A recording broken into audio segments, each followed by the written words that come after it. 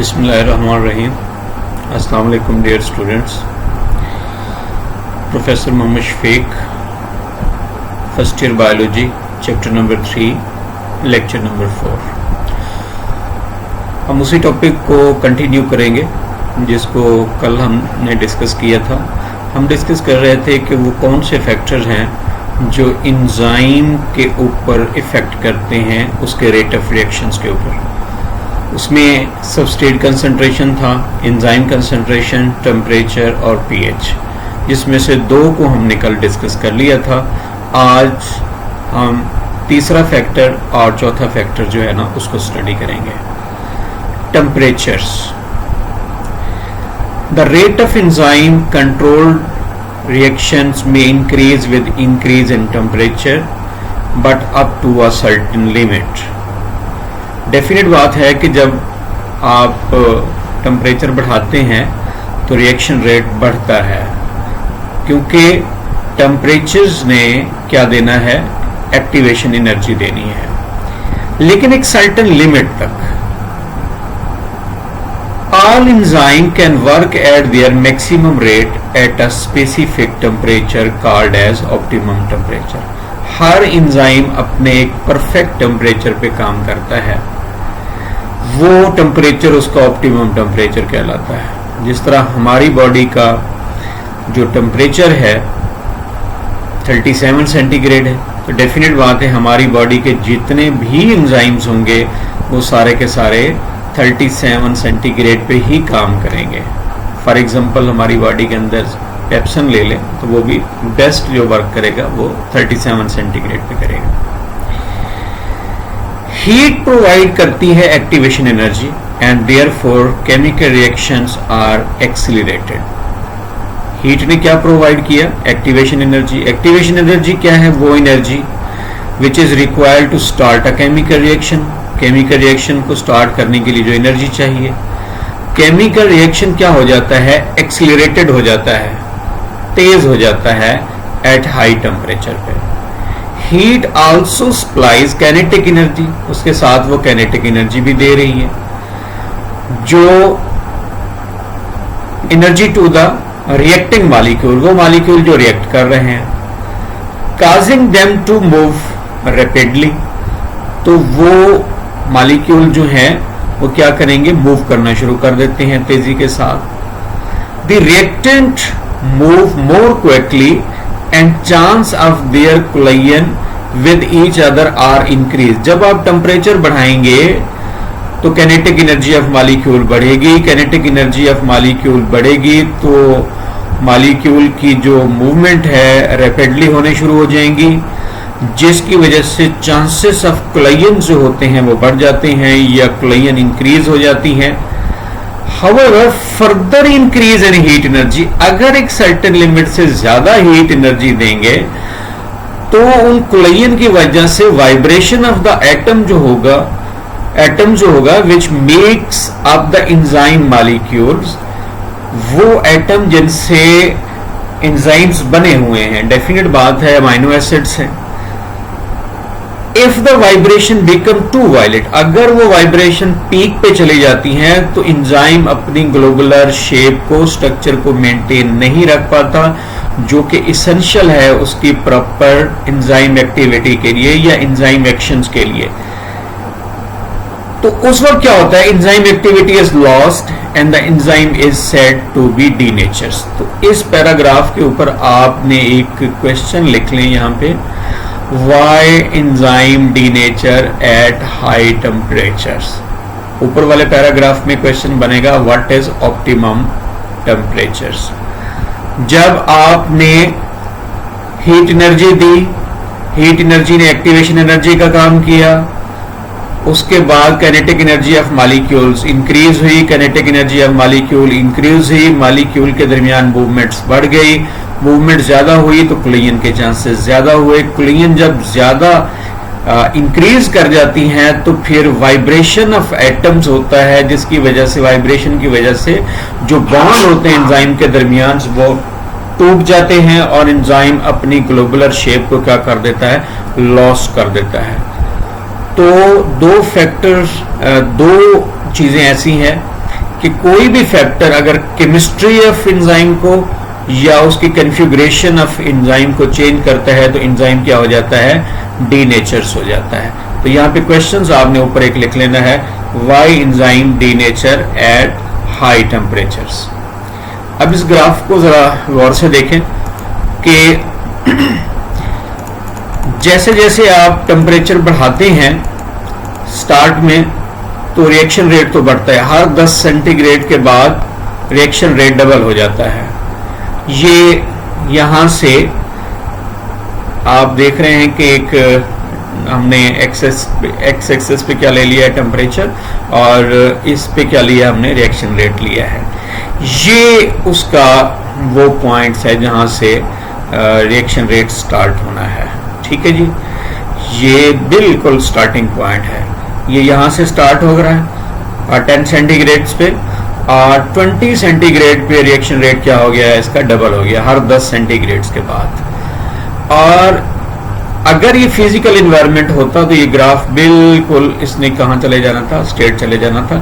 लेकिन क्योंकि एग्जांपल हम ह्यूमन बीइंग्स में ले रहे हैं, तो अब इसको देखें कि ये टेम्परेचर जब यहाँ पे गया है 37 पे, तो इसका पीक आ गया है। तो मैक्सिमम आउटपुट इस एंजाइम्स की कहाँ पे है, 37 सेंटीग्रेड पे है। जैसे ही टेम्परेचर इंक्रीज करेगा 37 सेंटीग्रेड से, तो एंजाइम क्या होना शुरू हो जाएगा, डीनेचुरेशन की तरफ आ जाएगा। बिल्कुल। तो ये क्या है, एंजाइम का ऑप्टिमम टेम्परेचर है। अब यहाँ पे देख लें कि ये बिल्कुल यूं समझ लें कि 0 पॉइंट्स की तरफ आ रहा है और यहाँ पर भी आ रहा है। तो यहाँ पे एंजाइम की जो है वो स्टार्टिंग हो रही है, और यहाँ पे एंजाइम जो है वो डीनेचर्स नहीं हुआ, लेकिन यहाँ पे एंजाइम के आके क्या हो गया है, वो डीनेचर्स हो गया है। तो मैक्सिमम पीक्स उसकी कहाँ बनी है, 37 सेंटीग्रेड के ऊपर पड़ी है। तो ये उसका क्या है, ऑप्टिमम टेम्परेचर है। तो ये एमसीक्यूज भी आ सकता है कि रेट ऑफ रिएक्शन जो होता है एवरी 10 सेंटीग्रेड के बाद क्या हो जाता है, डबल हो जाता है, but at a certain limit के बाद एंजाइम क्या होना शुरू कर देते हैं, डीनेचर होना शुरू हो जाते हैं।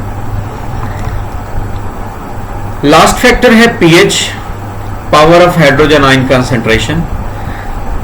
Every enzyme functions most effectively over a narrow range of pH known as the optimum pH। Her enzyme की एक डेफिनेट और मखसूस pH होती है जिस पे वो काम करता है। माइनर सा उसमें फ्लक्चुएशंस जो है वो पॉसिबिलिटीज हो सकती है, लेकिन ना होने के बराबर हर एंजाइम अपने एक स्पेसिफिक पीएच पे काम करेगा। पीएच की रेंज जो है वो 0 से 14 तक होती है। 7 से बिलो 0 की तरफ एसिडिटी और 7 से 14 की तरफ बेसिसिटी।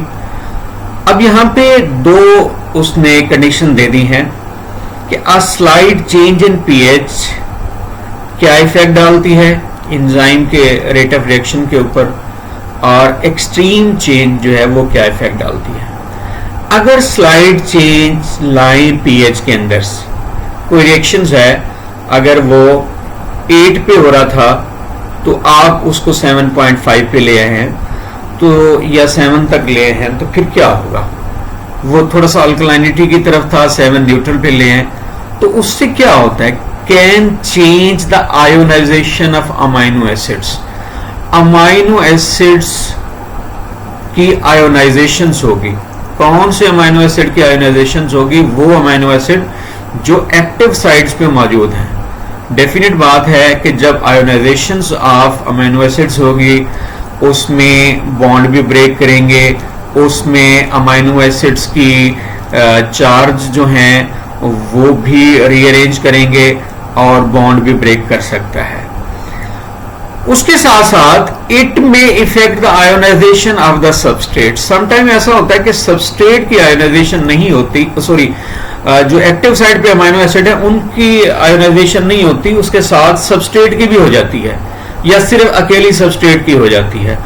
तो सबस्ट्रेट की जो स्ट्रक्चर्स है वो भी बहुत जरूरी है, क्योंकि उस स्ट्रक्चर्स के मुताबिक जो है ना उसने अमीनो एसिड जो एक्टिव साइट्स में हैं वहां स्ट्रक्चर अरेंज होती है। अगर इसमें कोई चेंज आएगी तो तब भी क्या होगी, बॉन्डिंग दोनों के दरमियान नहीं हो सकेगी।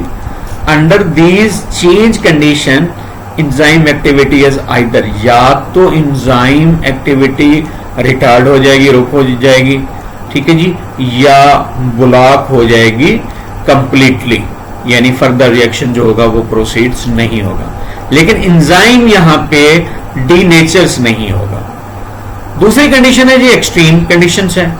फर्ज करें कि एक रिएक्शन जो था वो 2 पे हो रहा था, एसिडिक मीडियम में हो रहा था, आप उसको उठा के कहां पे ले आए हैं, 9 pH पे लेके आ गए हैं।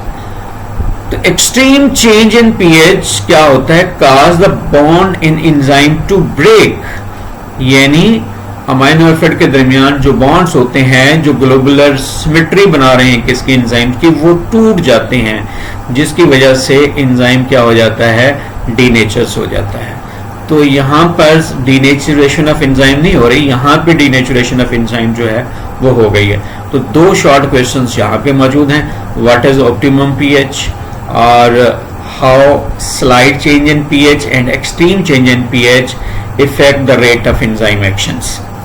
इसके बाद नीचे जो है optimum pH values for some enzyme का एक जो है यहाँ पे टेबल दिया गया है। ये बहुत ही इंपॉर्टेंट है, ये सिर्फ आपके बोर्ड एग्जाम के लिए इंपॉर्टेंट नहीं है बल्कि ये एंट्री टेस्ट एग्जाम के लिए भी बहुत जरूरी है।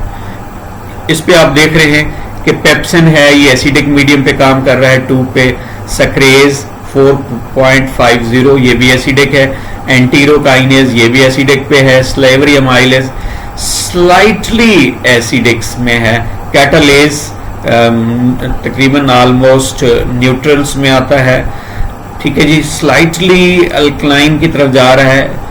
और कैमोट्रेप्शन जो है ये न्यूट्रल्स पे भी करता है, न्यूट्रल से अल्कलाइन, स्लाइटली अल्कलाइन तक इसकी रेशियो जो है वो रेंज है। पेनक्रियाटिक लाइपेज जो है ये उस पे अल्कलाइन पीएच पे काम कर रहा है, और आर्जिनेज जो है 9.70 ये भी किस पे काम कर रहा है, अल्कलाइन पीएच पे काम कर रहा है। तो ये वेरी वेरी इंपॉर्टेंट है, ये जो डाटा आपके सामने दिया गया है। इसमें एमसीक्यूज में या तो वो पूछ लेगा कि pepsin work at, enterokinase work at, pH दे देगा, या बता देगा कि ये पीएच है, इस पीएच पे कौन सा एंजाइम जो है इनमें से वर्क करता है। 4 ऑप्शन दे दी जाएंगे और उसमें से आपको क्या करना होगा, इसका आंसर देना होगा। इंशाल्लाह कल नेक्स्ट लेक्चर के साथ फिर मुलाकात होगी, तब तक खुदा हाफिज।